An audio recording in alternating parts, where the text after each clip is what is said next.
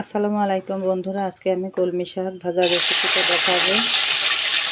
তো দেখো, পেঁয়াজ, কাঁচামরিচ এবং রসুন কুচি করে কুটে ধুয়ে পরিষ্কার করে তেলের উপরে দিয়ে দিলাম। এখানে কিন্তু আমি সয়াবিন তেল দিয়ে রান্নাটা করব।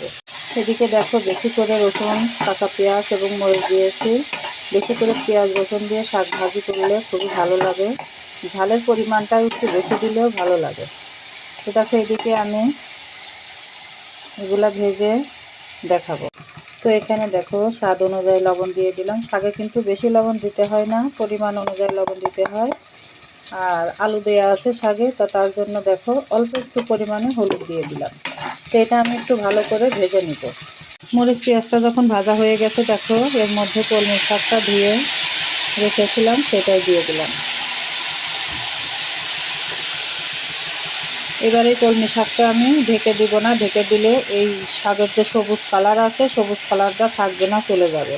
তো শাকের সবুজ কালার থাকার জন্য দেখো আমি ঠিক এইভাবেই আলগা করে রান্নাটা করে নেব।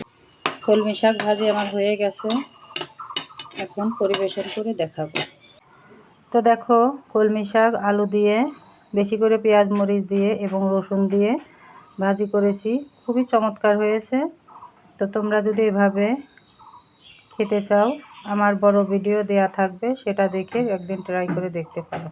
খুবই মজাদার এবং চমৎকার একটা রেসিপি। ভালো থেকো, সুস্থ থেকো, আল্লাহ হাফেজ।